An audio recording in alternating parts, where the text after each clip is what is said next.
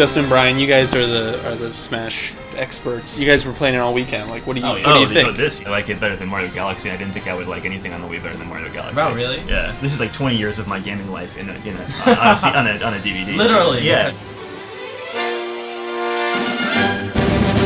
I don't really appreciate it as like a fighting game, but what I appreciate about it is the fan service. Like, I'm not a fan of the main course. I like all the side dishes, but there's so many of those in this one. It's like ridiculous.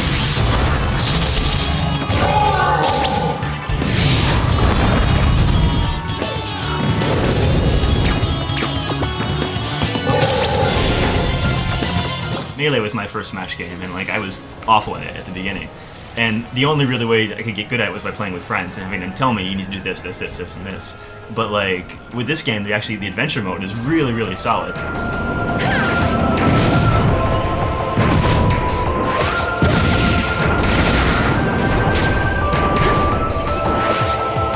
Some of the stages really have a lot of love put into them, but some of them are just like random crap. I feel like I'm fighting like, you know, like the Heartless from Kingdom Hearts. Like some of the enemies, yeah, like that's probably true. Why not fill all the enemies with the different, you know, Nintendo enemy? You have this rich universe. Some of them are like the Goombas, but some of them are like these random like. Some of them are just totally generic, right? Like they're not from any game or. Yeah, but I mean, they have their unique attack and stuff like that. Like it's a well designed adventure game.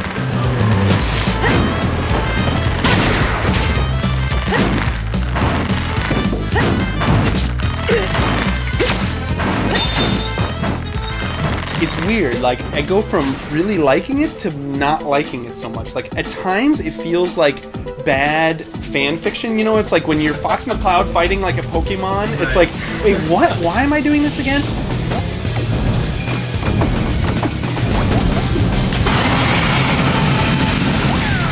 Around 50%, it turns into, it takes all the stages that you played up until then and then turns it all into a Metroidvania. I'm gonna admit that it does get a little repetitive because the variety in the enemies is a little low, but it's this interconnected, makes no sense, but it's totally crazy and fun Nintendogasm that by the writer of Final Fantasy VII. Right. Like, what did he write? It's like then Diddy Kong appears and does a backflip and shoots peanuts at a thing. Like, do you really hire like an award-winning writer to write that? Nobody says anything the entire time. Well, I don't know. When having played through the whole thing, his style really comes through. It does feel like a Nojima script.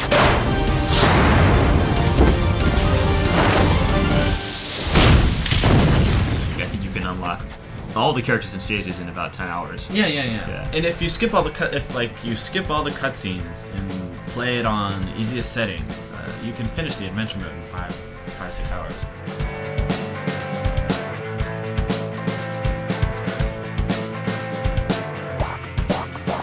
I mean, I've got about 80 to 85% of this stuff unlocked now, you know, but like every single one of those was a really, really, you know, unique kind of thing you had to do. There was one where you had to like jump off of the stage into the water and swim for 100 meters. They're like achievements, basically. Yeah. And I mean, it really feels good to look at your wall, it's all complete, and you're like, oh, that's awesome.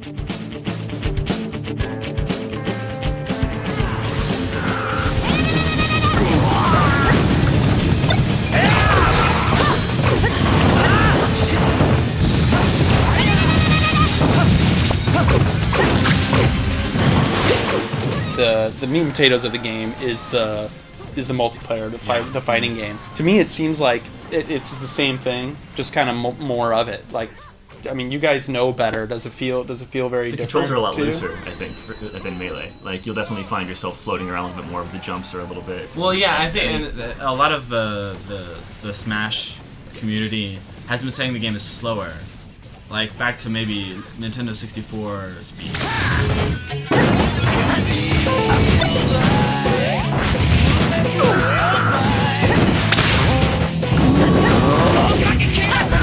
How can they possibly be balanced? Like, Smash doesn't have a history of everybody being balanced. No. It's like different tiers. But if everybody finds a character that plays up their personal strengths as a player, like I happen to really like juggling people, so like Lucas is a good character for me because his up smash is like ridiculous. You know, he has like the range is like 3 times his body width and 3 times his body height. Anything near him just gets blown sky high. Tiers come from when people play and they learn new tricks. As time goes by, more and more people will find more and more techniques, and maybe Lucas right now now is really, really strong, but, you know, and next year, this time, Someone people will be will like, figure out a way to Olomar's the handle it. shit, you know? Yeah. No, It's like the different stages.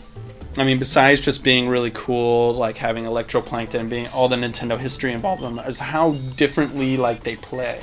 They're completely different. Then you have the Game & Watch stage that's changing, or the WarioWare, even within its own stage is changing like dramatically while you're playing it.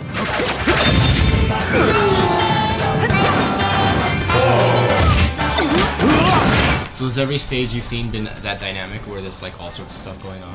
Yeah, I mean, some of them are kind of simple. Like the Zelda one is, I mean, once you've played it twice, there's no real surprises anymore. The one that really impressed me was the Wind Waker level, because they somehow managed to capture everything about that was sort of enchanting about that experience into one little stage.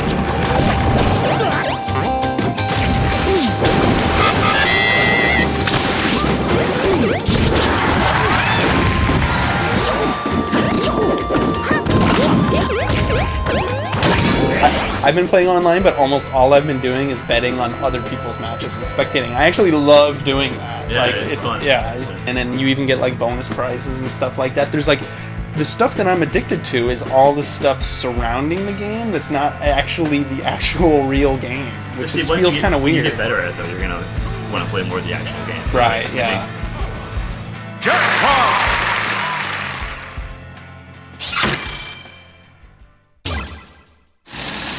I have had lag on that when we played together. Just with you, if you want. Yeah, and it was because like the way that they handles lag is it's not input lag, it's game lag. So if it lags, things just all slow down. And when we were playing last night, it was like I couldn't Frozen, even yeah. exit the game because it was almost frozen. But that was just the only time that ever happened was between me and him. Yeah. Anytime I do random play or against any other friends that I have, it is absolutely perfect.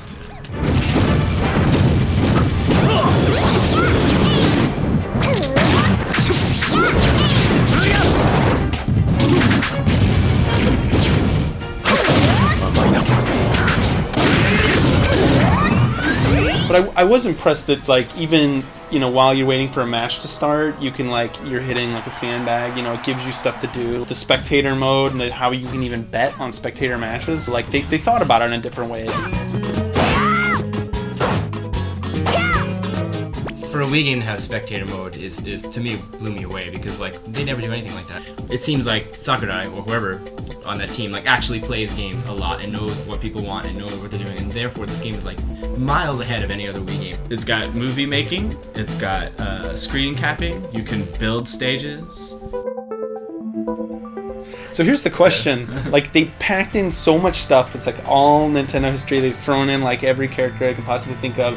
And like an interview with Sakurai, he said he treats each Smash Brothers like it's going to be the last one. At some point, you think they're just going to be able to make a game like when Nintendo gets around to having like a hard drive or something, get like just make the game like this is the game, and then just have add stuff to it, and not like remake the whole engine over and over again. Like how would they seriously you think this will be the last one? How would they seriously top this again?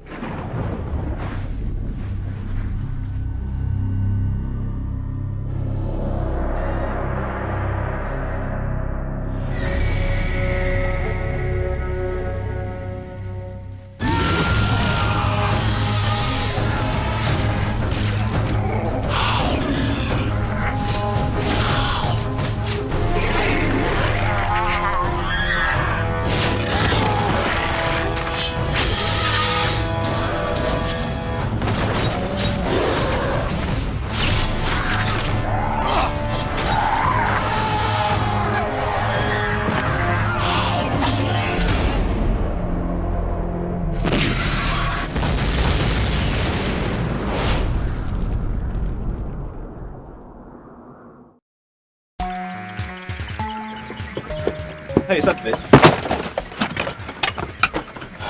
Fitch? Fitch! Dude, why don't you wait for Shane to get back? He's just grabbing some coffee. I don't know if you should be touching that. Dude, you okay? What? 7.5? What is wrong with you, buddy?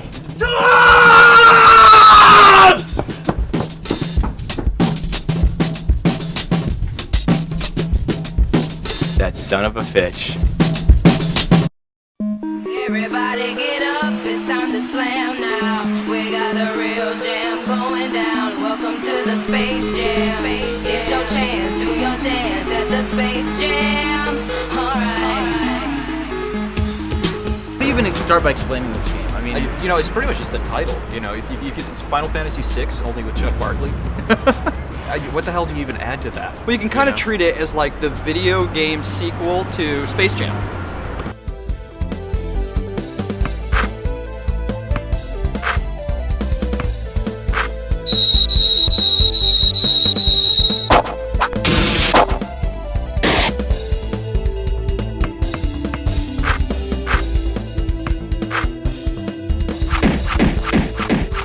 it starts off with, you know, Charles Barkley's voice narrating it, you know. 12 years ago, basketball was banned. All b-ballers had to go into hiding. My name's Charles Barkley. I'm one of the last b-ball stars alive.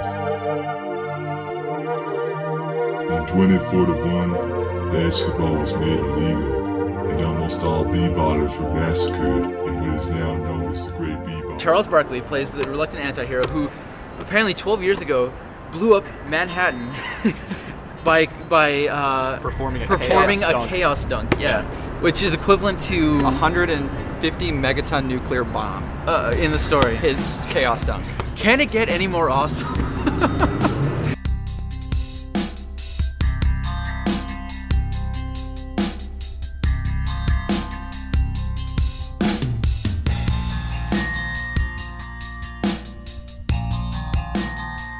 They're in this ruined Neo New York, that's dealing with gorgeously Neo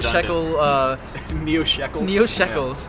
And the best thing is it takes itself so seriously. All the bums are asking for money. You know, this kid comes up to him at one point and is like, "Hey, excuse me, sir, can you spare 1 Neo Shekel?" And he says something like, Barkley is the only character that's kind of like not taking everything seriously. There's one point also in the sewers where this one bum is talking about how the city used to be this great, you know, we used to be this great civilization. What has happened to our crumbling society? And Barkley's like, "What the fuck are you talking about?" is his exact text. I mean, it's so good. When you had to write that poem, The love poem where like you actually like come up with the lines to try to finish it, and the whole time Barkley's like, "This is stupid. Why am I writing a poem right now? I don't give." They're like, "Do you think it's good enough?" He's like, "I don't give a shit." Yeah. He's like, "Let's just give it to him and go." Finish- Because it's basically placing basketball as like this lost, almost like religion now that's completely forbidden. Like in the beginning where you're talking, Right. and this guy's like, "Oh, I heard people used to play basketball here," and Barkley's like telling the guy about it. He's like, "You better shut up because the cop's gonna hear you, and we can't be talking about pick and rolls, otherwise we're going to jail." I don't know how you top that, but it keeps it up. It does keep it up. Actually, it's actually a full game.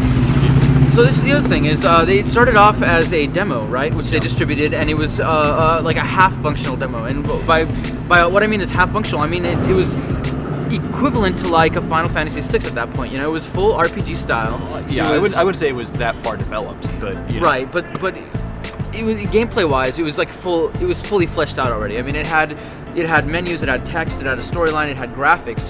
They were kind of placeholder graphics at that time, but it had the heart and soul of what is now the complete Barkley shut up and jam. When I played the demo first, Right. it is a little bit more of a straightforward by the numbers, turn-based combat system you'd see in any like 16-bit RPG. But the final version of it, every character's attack is completely different.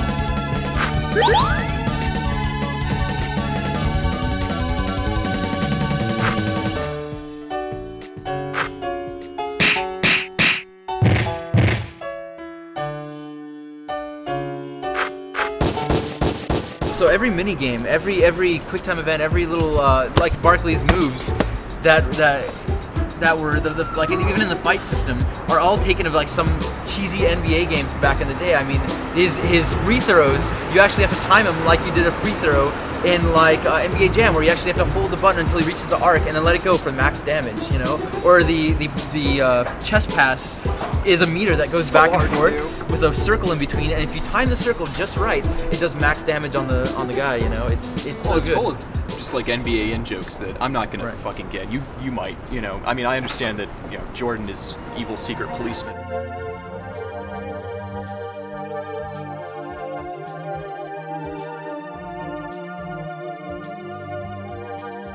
They stay so consistent with the wackiness. They stay so consistent with like this outlandish story that you're ready to swallow it whole because it's been so consistent up to this point. You know, you're just like, well, why not? Let's do it.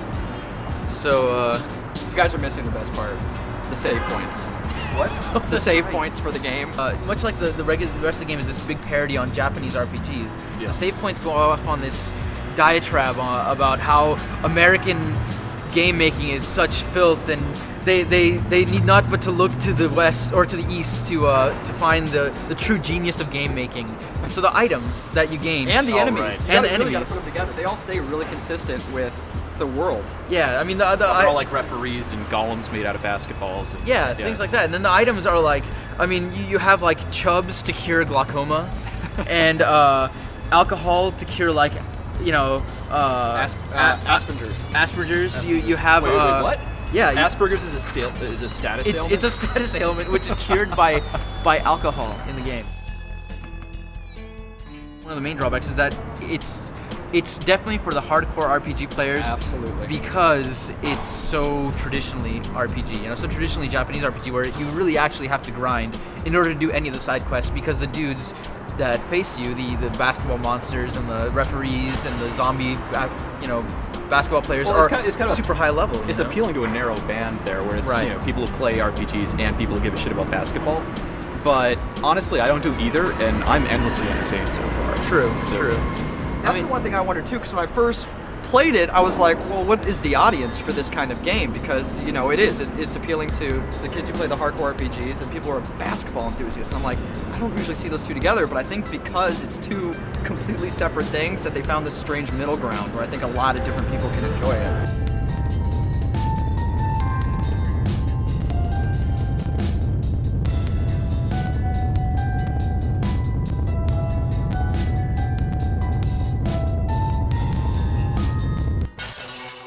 It's not just this absurd premise and goofy dialogue. It's actually playable and better than a lot of games. And adorably amateur. Yeah. You know, it's just, I want to do like a train spotting with sprite riffs in this thing and try to actually place where all of them came from. Yeah. Rated M for mature.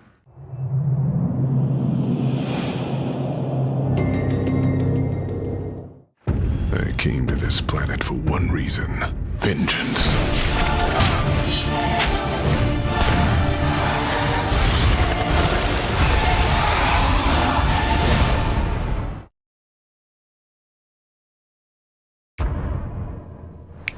Fear no in your eyes, showing you what you can't see.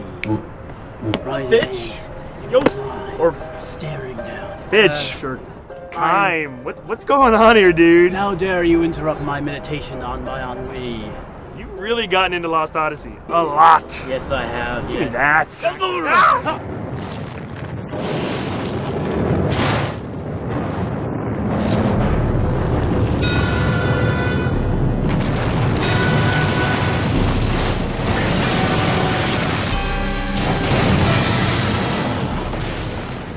We like Lost Odyssey. We like it. It's not Blue Dragon. Don't worry. But this Sakaguchi has redeemed himself. Thank you. Because, you know, everyone was kind of down on Blue Dragon. You and you both, right? Yes. Haters. And you. No, I was not on the review, and I didn't hate it. I thought it was a whimsical, you know, Dragon Quest wannabe. Too whimsical. A little too whimsical. But Lost Odyssey is the Final Fantasy wannabe, and I think it's more successful.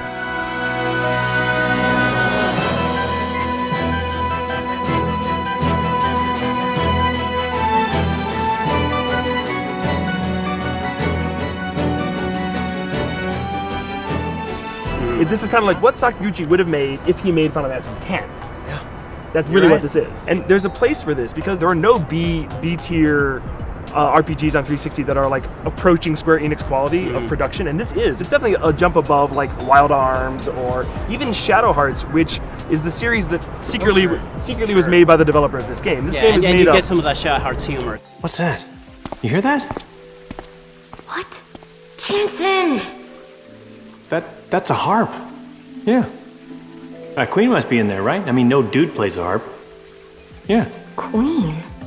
I would have liked more of their creativity to come through. You don't get like the weirdness. Yeah, I mean, I think of the Shadow Hearts games. Clearly being driven by Sakaguchi. They're throwing in some of their own stuff, but I think it's a good combination. Definitely better than Artoon and Sakaguchi. Yeah.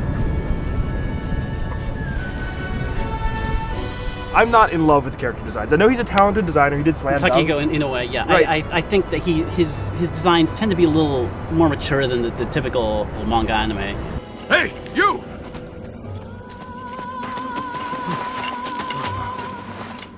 What about the others? You alone? What's your name? Your unit? But I feel the characters look a little too like mundane and average, and just look like townspeople. Follow me. So Ray, how do you feel about Kaim? He's laconic. He's laconic, yes. Does not say much. Exactly the word I was looking for. And he has this awesome strand of hair that stays in place the whole time, you know. I think he's actually a different kind of protagonist. It's more character driven. It's more these people are discovering themselves. I mean, to me, it feels like a grown up Final Fantasy. That's Officer Seth Balmore with the 43rd Magic Division. She's like you. She got out in one piece. Really? You two are walking miracles.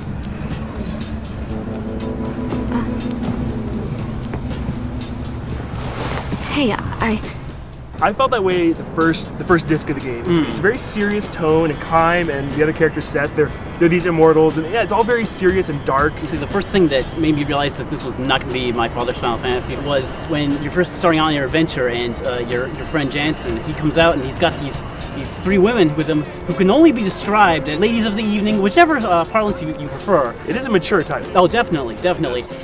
what the? This is the other guy? Yeah. Why are you late? Can't you tell? A man's gotta do certain things before leaving on a mission like this, and I know what I had to do. Jerk. Unlike Blue Dragon, like there are actual bits and pieces of the characters revealing themselves over the course of the game, and you didn't get that with Blue Dragon. Although the gameplay was fine, and the gameplay here I think is fine too, but there was no motivation to learn about those characters. Well, and the way here you hear their backstory is interesting, but the idea of there being 4 legendary heroes, that's not original. That's like every RPG ever. Hi. Girls like flowers. Hey, mind letting me have one? Ow! Don't pick 'em! Hey, you little brat. Next time, say that before you hit someone. You got that, kid? Shut up, you old geezer! Geezer? I mean, it felt like an adult adventure, and then they bring in these little People kids. have seen the kids. Yeah, I mean, every like it is Paladin form. You say that. In fact, when you first meet these kids, there's a musical theme from Uematsu, the guy who did the music to 4, that is a direct nod to that. What's your name? I'm Cook, and this is my little brother, Mac. Cook and Mac. Gotcha. I'm Seth. Nice to meet you. The music, I think it is very competent, but it is very derivative of Uematsu's earlier works. Sakaguchi is mining his past. Uematsu is mining his past, up to and including the Victory Fanfare, which is like a dissonant remixed version. Too dissonant. It's very dissonant.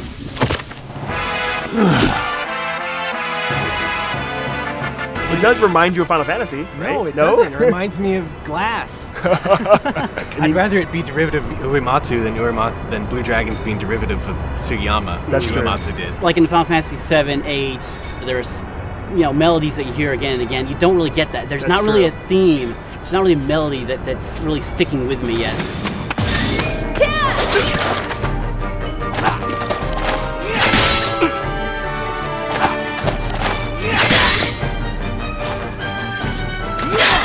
The combat system is actually another thing that's keeping me playing. It's a simple system, but it's very refined. It does include like time button presses, which were innovative in Beyond the Beyond in 1995. Because the game levels to you, there's no real benefit in grinding. So because of that, the boss battles are really difficult, and you almost have to approach them like a puzzle. There's like a right and a wrong way to fight them, and you will die. I'm just used to going through games, hitting not bothering to heal my party members because the only challenging thing is going to be the boss battle. Here, it's definitely I have to keep on my toes at all times, which actually engages you in the game more, I think. Yeah.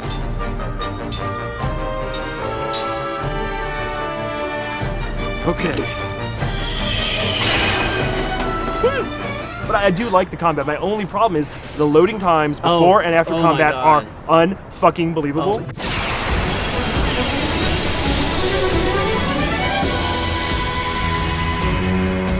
Let's take him down. I totally forgot about the horrible, horrible mini games in this game. At the funeral, you have to play this horrible mini game where you're like, where you're like lighting torches. First, you have to go on a fetch quest. First, you have to go on a fetch two quest. fetch quests. Two fetch quests. Yeah.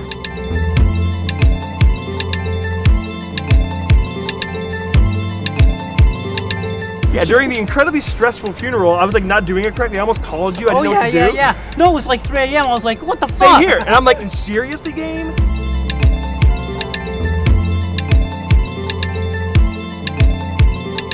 But I think the really big divisive part of this game is going to be, what do they call it? The Dream of 1,000 Years? Yeah, 1,000 Year Dream. 1,000 Year Dream. As you're playing through the game, Kaim, you'll be like looking at a bird over there and you'll be like, oh, I remember something. And then you get the chance to read a story.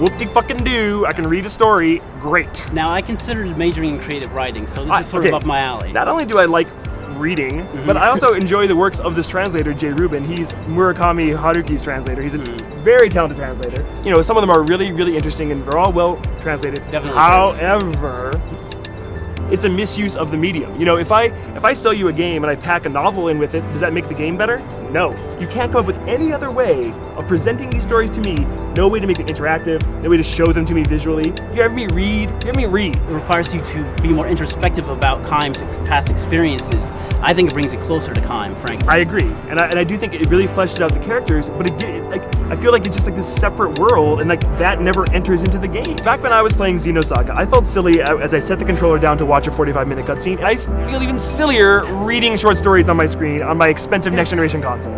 Like, really. I'm satisfied with I just think it's lazy. Even if the content is really good, it's a lazy misuse of the technology, and I'm not going to reward it for doing it. Even if they're good stories, like, hi, wrong medium, folks. I think it's like the first very competent Japanese RPG this generation. I agree, and I think more of these will hold us over until Final Fantasy 13. Yeah, this is the closest thing to Final Fantasy 13 we're getting, you know, right now, and I'm sticking with it. I want to see it through to the end. I don't want any, I don't want any spoilers. No. The story is involving me for as much as any RPG has since Persona 3, frankly. We all agree it's recommendable, and all agree it's definitely better than the Blue Dragon. Yeah, I think we all agree it's better than Blue Dragon. It's recommendable. But Gooch, you redeemed yourself. Yeah, Gooch. All right. Yeah. Queen. Ignore it. It'll lead to trouble. Hey, I've got a sixth sense about these things. The Queen's gotta be hot. I didn't pay my respects. I mean, I'd have to turn in my man card. Time to work my magic. Ah, idiot. What are you trying to pull, Jensen? Open up! Hey, I don't wanna go to work today. Wanna stay home and play all my video games. No, I don't wanna take it nice and slow. Wanna get ready to go on the one-up show. On the one-up show, you know you'll be a star. On the one-up show, you already are. Every day, it's like a holiday. So long, goodbye, I'm gonna run away right now. Game on, all night, I'm gonna be on the one-up show. On the one-up show. One-up, one-up, one-up, one-up, one-up, one-up, one-up, one-up, on the one-up show. One-up, one-up, one-up, one-up, one-up, one-up, one-up, one-up, on the one-up show. One-up, one-up, one-up, one-up, one-up, one-up, one-up, one-up, one-up, on the one-up show. You've been fitched. 99 problems and a Fitch ain't one.